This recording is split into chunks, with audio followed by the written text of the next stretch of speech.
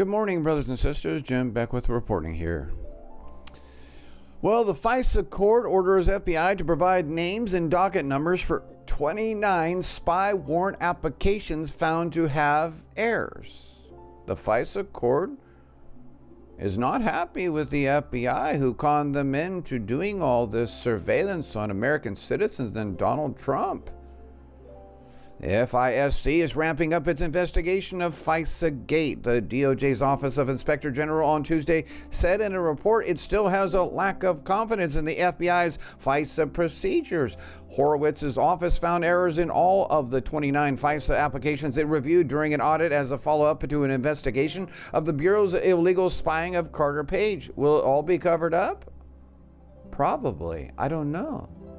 But the OIG released a report on Tuesday revealing the FBI's FISA abuse is still a widespread, ongoing problem.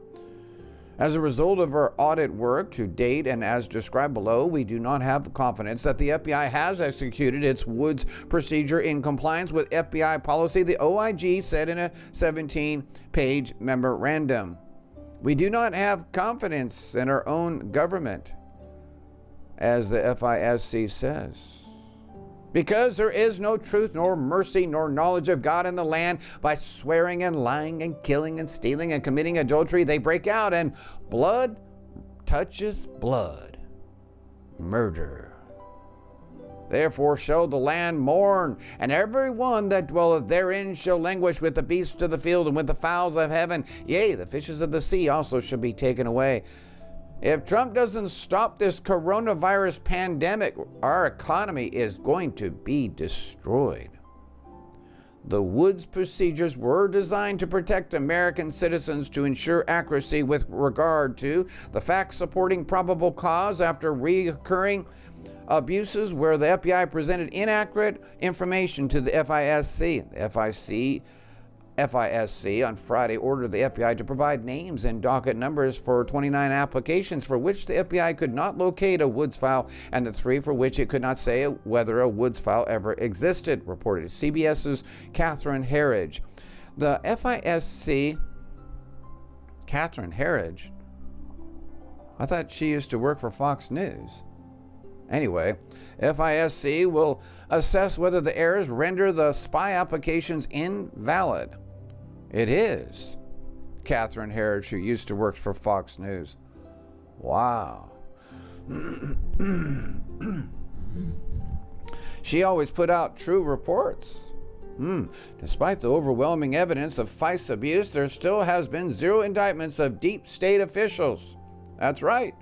Bill Barr is still a complete failure as that goes. We want prosecutions, not scathing reports and strongly worded letters blasting FBI officials.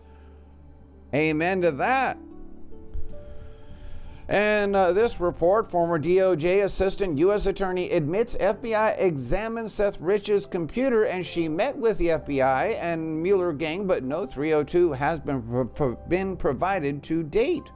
More evidence confirms more FBI and Mueller gang lies and cover-ups. This time, a deep state anti-Trump former assistant U.S. attorney claimed under oath that the FBI did examine Seth Rich's computer and that she met with an FBI agent and prosecutor from the Mueller gang. This indicates the meeting should have been recorded in a Form 302, but the FBI continues to claim no records related to Seth Rich are available. Such major corruption. Previously, we reported after getting caught lying to the courts and claiming there were no documents related to Seth Rich. Hold on just a second. I have to adjust my falling chair here. Emails between FBI deep state lovers Peter Strzok and Lisa Page were uncovered by Judicial Watch with the title Seth Rich. Attorney Ty Clevenger uncovered that the former assistant U.S. attorney related to the case admitted that Rich's computer was inspected by the FBI and that there would be records related to this investigation. She now has been deposed and her comments are shocking, indicating she met with both the FBI and the Mueller gang. Earlier this week, Clevenger filed his request, again asking for all information related to the Seth Rich case. This was based on recent testimony from former Assistant U.S. Attorney Deborah Sines. We have now obtained Ms. Miss Sines' deposition. Here are some notes from what she said and data she provided. This is extremely long. But anyway, there's an awful lot of information here.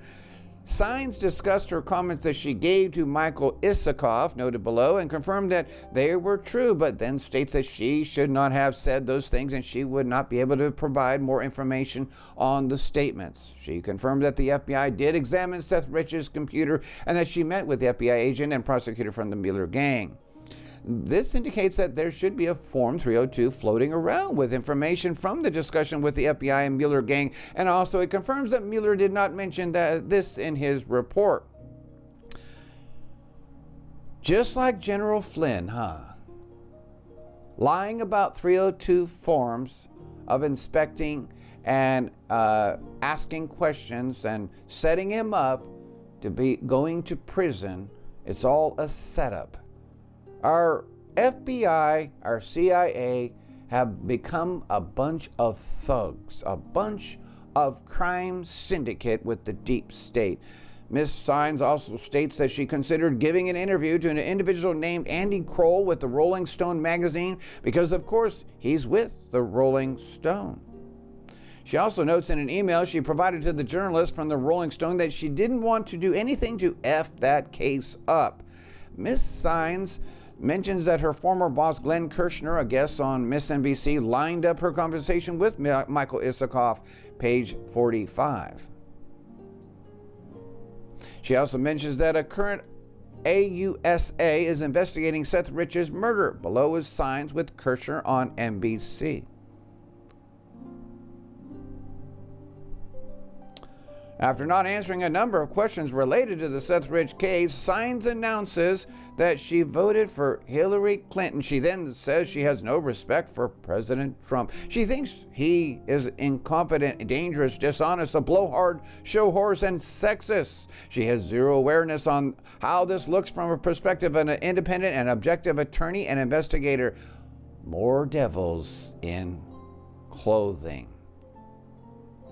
That's what's going on here, folks. She says that she believes Russia made up the Seth Rich story and agreed with the Mueller report on what was said about Seth Rich. She then claims Mueller is a man of integrity.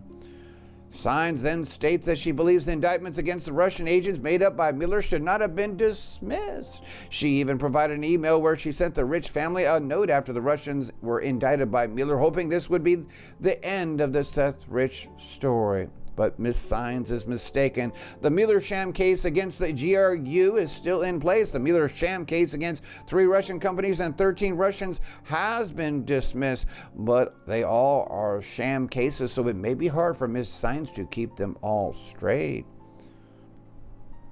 The truth doesn't matter nowadays, does it? All it matters is that we push propaganda. Overall, the more Ty Clevenger digs into the deep state's actions with the Seth Rich case, the more corruption he uncovers. It's amazing, folks, but the wickedness just keeps getting worse and worse and worse, and good men are dying day after day. Thank you for listening.